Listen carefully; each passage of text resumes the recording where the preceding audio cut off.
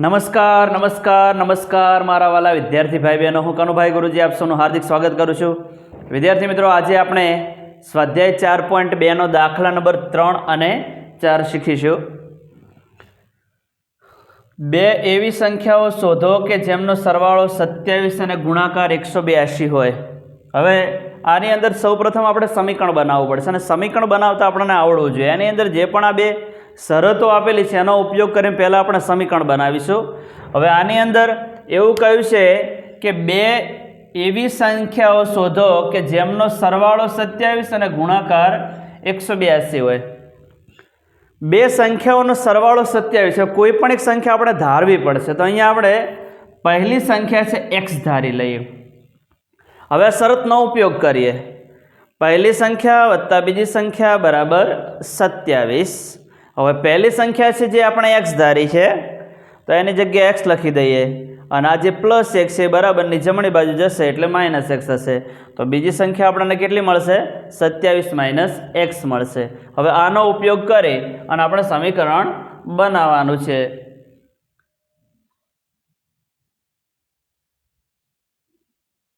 ધારો કે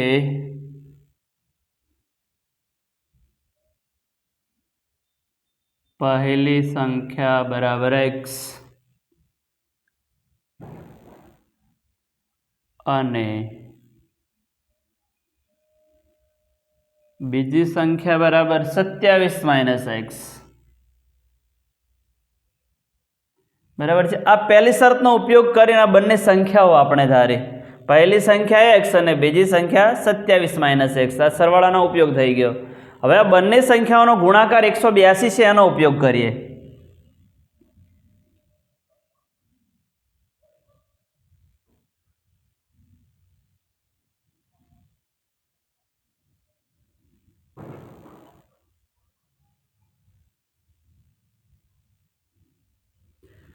બંને સંખ્યાઓનો ગુણાકાર બરાબર 182. તો આ બંને જે સંખ્યાઓ છે આપણી પાસે એમનો ગુણાકાર કરી દઈએ. તો પહેલી સંખ્યા આપણી પાસે x છે, બીજી સંખ્યા 27 માઇનસ x છે બરાબર 182. તેથી આ x ને પહેલા પદ સાથે ગુણો એટલે આપણને અહીંયા 27x મળશે. પ્લસ ગુણ્યા માઇનસ એટલે માઇનસ. ચિહ્નો જુદા જુદા હોય ત્યારે ગુણાકાર માઇનસ આવે. x ને હવે બીજા પદ x સાથે ગુણીએ તો અહીંયા આપણને x નો વર્ગ મળશે. આધાર સરખા હોય અને ગુણાકાર કરીએ ત્યારે ઘાતનો સરવાળો થાય. આની એક ઘાત અને આની એક ઘાત, એકને કેટલી ઘાત મળે? 2 ઘાત મળે. આ પ્લસ 182 છે ને બરાબરની ડાબી બાજુ લાવી દઈએ, આપણને માઇનસ 182 મળશે. તેથી હવે માઇનસ x વર્ગ છે એને પહેલાં લખી દઈએ, પ્લસ 27x બીજા નંબરે લખીએ, માઇનસ 182 બરાબર 0. હવે પહેલું પદ જે વર્ગવાળું પદ છે ને આગળ ઋણનું ચિહ્ન છે, બાદબાકીનું ચિહ્ન છે. બધા ચિહ્નો આપણે બદલી દેવા છે. તો બંને બાજુ માઇનસ વડે ગુણીશું તો બધા ચિહ્નો બદલાઈ જશે. અહીંયા માઇનસના થઈ જશે પ્લસ, જે ના લખીએ તો ચાલે. પ્લસના શું થઈ જશે? Minus 27 minus x. આ માઇનસના થઈ જશે પ્લસ 182. આ રીતે બધા જ ચિહ્નો બદલી દેવાના બંને બાજુ માઇનસ વડે ગુણીને. હવે પ્રથમ પદ અને અંતિમ પદનો ગુણાકાર પ્લસ 182 મળે છે. પ્લસ 182 તો 1 ગુણ્યા પ્લસ 182 એટલે પ્લસ 182. પ્રથમ પદ અને અંતિમ પદનો ગુણાકાર પ્લસ આવે છે, સરવાળાનું ચિહ્ન આવે છે. તો 182ના એવા બે પડે જેના સરવાળાથી વચ્ચેનું પદ મળે. તો 182ના એવા કયા બે અવયવ છે જેનો ગુણાકાર 182, સરવાળો માઇનસ 27 થાય? વિચારો. ચલો, જો બહુ મોટી સંખ્યા હોય ત્યારે તમને મેં બે અવયવ મેળવતા શીખવાડેલું છે. જો યાદ કરાવી દો ફરી. આ રીતના 182 જે છે એનું અવિભાજ્ય અવયવીકરણ કરી દો, કે ખૂબ પ્રેક્ટિસ કરશો એટલે ફટાફટ તમને આ વસ્તુ ફાવી જ જશે. આનું અવિભાજ્ય અવયવીકરણ કરીએ. એકમનો અંક 2 છે તો 2 વડે નિશેષ ભાગી શકાય. 2નો ઘડિયો 18 આવે ત્યાં સુધી બોલો. 2 નવા 18, 2 એકા 2. હવે એકમનો અંક 1 આવી ગયો છે તો 2 ભાગ નહીં ચાલે. 2ની ચાવી પછી 3ની ચાવી આવે, 9 ને 1 10, 3ના ઘડિયામાં 10 ના આવે એટલે 3 ભાગ નહીં ચાલે, એકમનો અંક 1 છે તો 5 ભાગ નહીં ચાલે, સીધા 7 ભાગ ચાલશે, 13 સીતા 91 અને 13 અવિભાજ્ય સંખ્યા છે, 13 ને 13 વડે ભાગો એટલે કેટલા આવશે 1। હવે આના એવા બે જૂથ બનાવો જેનો ગુણાકાર 182 મળે અને સરવાળો 27 મળે, તો એવા કયા બે જૂથ બને છે? તો સીધું દેખાય છે 2 સીતા 14 અને 13 એમના એમ જ, 13 ગુણ્યા 14 એટલે 182 અને 14 ને 13 નો સરવાળો મળી જશે આપણને 27, બરાબર। હવે અહીંયા લખીએ 14 ગુણ્યા 13। હવે આની આગળ બંને આગળ ચિહ્ન કયું આવશે? ચલો ખ્યાલ છે બંને આગળ કયું ચિહ્ન આવશે? તો જ્યારે સરવાળાથી વચ્ચેનું પદ મળતું હોય ત્યારે બંને અવયવોના ચિહ્નો સમાન હોય, અને એ કયા હોય? અહીંયા બીજા પદ આગળ જે ચિહ્ન હોય અહીંયા માઇનસ હોય તો આ બંને જે અવયવો છે એના ચિહ્ન માઇનસ હોય, જો અહીંયા પ્લસ હોય બીજા પદ આગળ તો બંને પ્લસ હોય।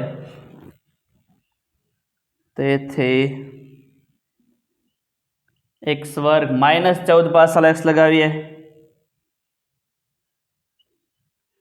-13 પાછળ x લગાવીએ, +182 બરાબર 0। પહેલા બે પદમાં કંઈક કોમન નીકળશે, બીજા બે પદમાં કંઈક કોમન નીકળશે। પહેલા બે પદમાંથી x કોમન કાઢો, બંનેમાં સમાન હોય ને એ કોમન નીકળે, x અહીંયા છે ને x અહીંયા છે, જે સરખો છે એ બહાર નીકળે। હવે x ની 2 ઘાત હતી, એમાંથી એક x બહાર કાઢી દીધો, નાની ઘાતવાળો હોય ને બહાર નીકળતો હતો, x ની 1 ઘાતવાળો બહાર નીકળ્યો છે। હવે 2 માંથી એક x બહાર આવી ગયો એટલે એક x અંદર વધશે, 14 x માંથી એક x બહાર આવી ગયા એટલે ત્યાં શું વધશે? 14 વધશે માઇનસ। હવે અહીંયાથી બંનેમાંથી -13 કોમન કાઢીએ, -13 કોમન કાઢીએ તો અહીંથી 13 બહાર આવી ગયા એટલે શું વધશે? x। અને જ્યારે માઇનસ કોમન નીકળે ત્યારે ચિહ્નો બદલાઈ જાય, અંદરના જે ચિહ્નો છે બદલાઈ જતા, તો પ્લસના શું થઈ જશે? માઇનસ। બીજો 13 ગુણ્યા 14 એટલે 182। અહીંયા જે હોય એનું એ જ અહીંયા વધે તો જ આપણે સાચા, નહીતર ખોટું। હવે x -14 ફરી કોમન કાઢીએ,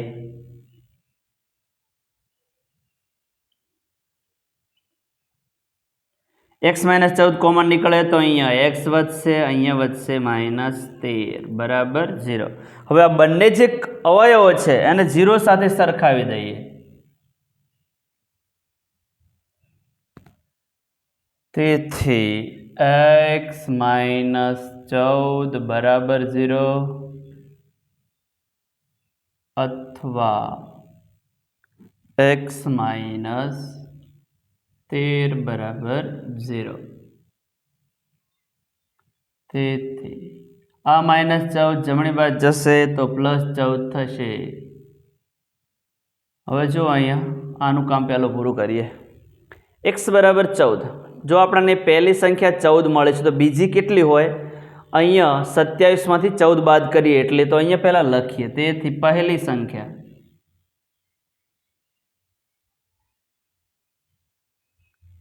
બરાબર x બરાબર 14,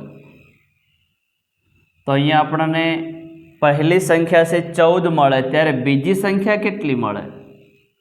અને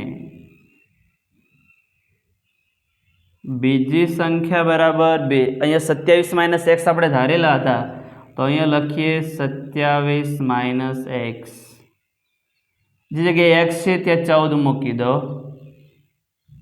અને 27 માં 14 જાય તો 13। જ્યારે પહેલી સંખ્યા 14 હોય ત્યારે બીજી કેટલી હોય? 13 હોય। અને હવે બીજી કિંમત, જો x બરાબર 13 હોય તો આપણને હવે ખ્યાલ આવી ગયો હશે, જો પહેલી સંખ્યા 13 હોય તો બીજી સંખ્યા 14 હોય, પણ આપણે બંને આ લખવા પડશે, તેથી x બરાબર આ -13 જમણી બાજુ જશે એટલે +13 થશે, તેથી પહેલી સંખ્યા બરાબર x બરાબર 13. જ્યારે પહેલી સંખ્યા 13 હોય ત્યારે બીજી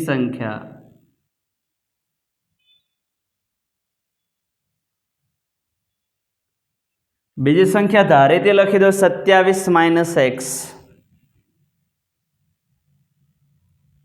બરાબર 27. x ની જગ્યાએ 13 મૂકી દો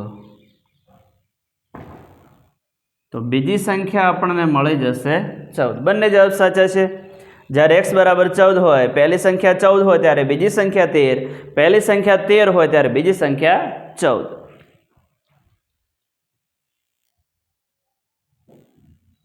દાખલા નંબર 4, જેના વર્ગોનો સરવાળો 365 થાય એવી બે ક્રમિક ધન પૂર્ણાંક સંખ્યાઓ શોધો. આપણે અહીંયા બે ક્રમિક ધન પૂર્ણાંક સંખ્યાઓ શોધવાની છે. બે ક્રમિક એટલે આગળ પાછળ તરત આવતી. ધારો કે પહેલો ધન પૂર્ણાંક 16 હોય તો 16 પછી તરત શું આવે? 17 આવે. સમજવાનું એ કે 16માં કેટલા ઉમેરીએ 17 આવે તો 1. તરત પછીનો ધન પૂર્ણાંક મેળવવા માટે આપણે એની અંદર 1 ઉમેરતા હોય છે. ચલો પહેલો ધન પૂર્ણાંક 52 હોય તો એના પછી તરત જ 52માં 1 ઉમેરીએ કેટલા મળી જશે? 53. તો 52 પછીનો તરતનો ધન પૂર્ણાંક આપણને 53 મળી જશે. હવે ધારો કે પહેલો જે ધન પૂર્ણાંક છે એ આપણે x લઈએ તો x પછી તરતનો ધન પૂર્ણાંક મેળવવા આપણે કેટલા ઉમેરવા પડશે? 1 ઉમેરવા પડશે. બરાબર છે. આ તમને આવડી જાય તો આ દાખલો એકદમ સરળ થઈ જાય આપણા માટે. જો અહીંયા ધારી લઈએ બંને. ધારો કે બે ક્રમિક ધન પૂર્ણાંકોમાંથી પહેલો ધન પૂર્ણાંક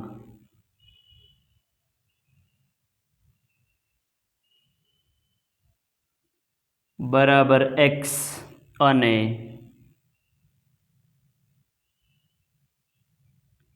બીજો ધન પૂર્ણાંક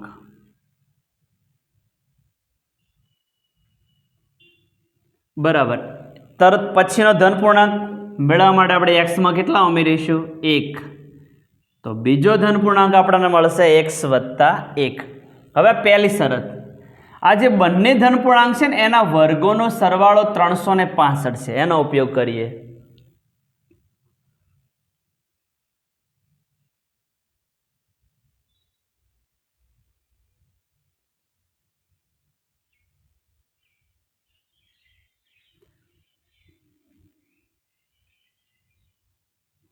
બંનેના વર્ગોનો સરવાળો બરાબર 365.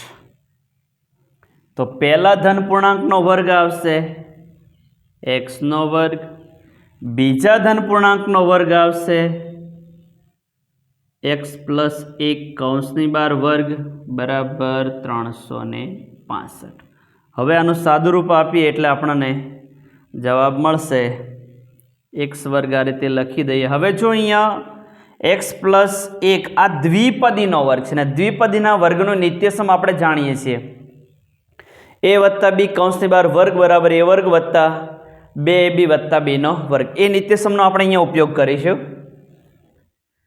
ચલો એ નિત્યસમ પ્રમાણે પહેલા પદનો વર્ગ એટલે x² મળશે. અહીંયા પ્લસ છે તો અહીંયા પ્લસ મૂકી દેવાના, અહીંયા માઇનસ તો માઇનસ મૂકવાના આવે છે. પ્લસ એટલે પ્લસ મૂકી દઈએ.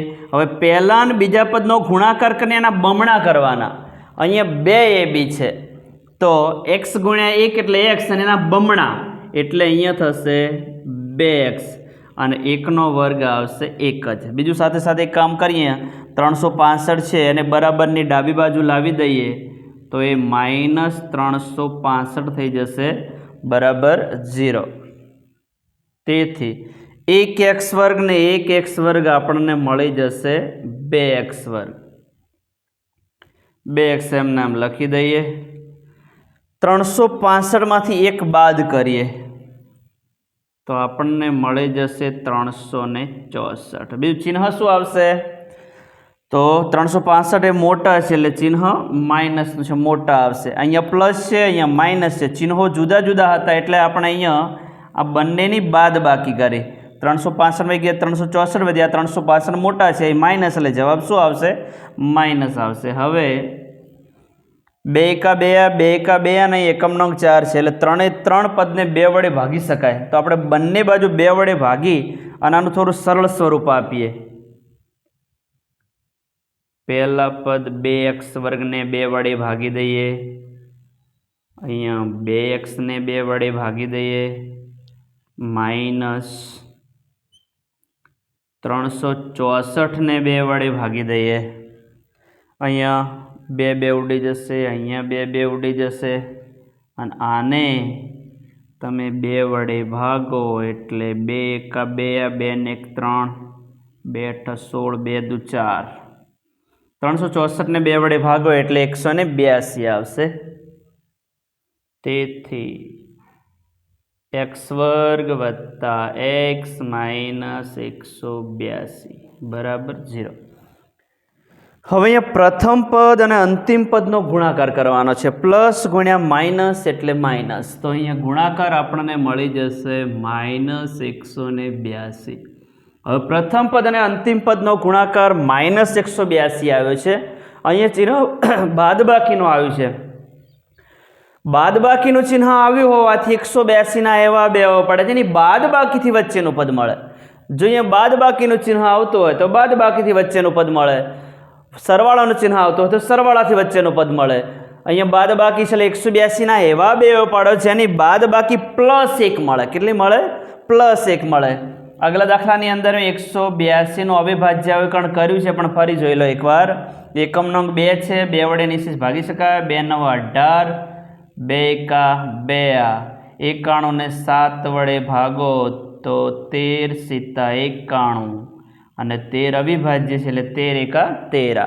હવે આના બે જૂથ બનાવી દો તો 2 સીતા 14 અને 13 એમના એમ. તો 14 ગુણ્યા 13 182 આપણે મેળવેલા છે, પણ આ વખતે બાદબાકી કરવાની હતી. 14 માંથી 13 જાય તો કેટલા વધે? 1 વધે. અહીંયા લખીએ 14 ગુણ્યા 13. હવે ચિહ્નો કયા મૂકવા? તો અહીંયા ચિહ્ન માટે અહીંયા જતો રહેવાનું બીજા પદ આગળ. બીજા પદ આગળ અહીંયા પ્લસ છે, તો જે મોટો અવયવ હોય એને એ ચિહ્ન આપવાનું, નાના જે વધે. બરાબર છે?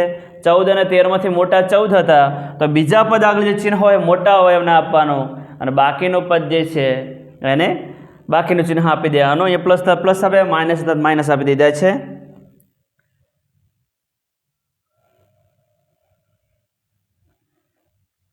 તેથી x વર્ગ બરાબર +14 પાછળ x લગાવીએ તો +14x, -13 પાછળ x લગાવો -13x, અને -182 જેમ છે એમના લખી દેવાના છે. પહેલા બે પદમાંથી કંઈક કોમન કાઢીશું, બીજા બે પદમાંથી. પહેલા બે પદમાંથી બંનેમાં સમાન હોય એવું બહાર નીકળે. x અહીંયા છે ને x અહીંયા છે, જે સરખો હોય એ બહાર નીકળે તો x બહાર નીકળશે. x વર્ગમાંથી એક x બહાર આવી ગયો તો એક x વધ્યો. 14x માંથી x બહાર આવી ગયો એટલે એકલા 14 વધશે. આ બંનેમાંથી -13 કોમન કાઢીશું. -13x હતા, એમાં 13 બહાર આવી ગયા એટલે x વધશે. અને બીજું માઇનસ કોમન નીકળ્યા છે એટલે આ ચિહ્ન બદલાઈ જશે, માઇનસના પ્લસ થઈ જશે. અને 13 ગુણ્યા 14 એટલે 182. અહીંયા જે હોય એનો એ જ અહીંયા વધે.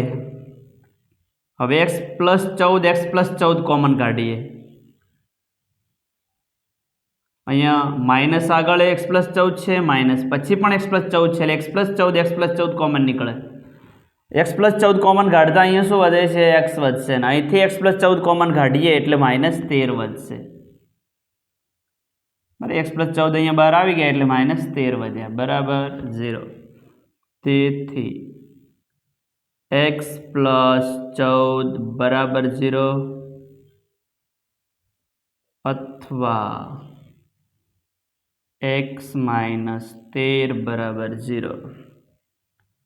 તેથી x બરાબર +14 જમણી બાજુ જશે એટલે -14 થશે. હવે જુઓ અહીંયા -14 જવાબ મળ્યો છે. હવે આપણા જે પૂર્ણાંકો છે કેવા છે? ધન છે, એટલે આ ઋણ જવાબ તો શક્ય નથી. અહીંયા લખીશું જે શક્ય નથી. અહીંયા હવે સાદુરૂપ આપીએ તો x બરાબર -13 જમણી બાજુ જશે એટલે +13 થશે. તો 13 છે એ શક્ય છે, ધન પૂર્ણાંક છે. તો અહીંયા પહેલો ધન પૂર્ણાંક ધાર્યો તો આપણને x મળી ગયો છે. અહીંયા લખીએ તેથી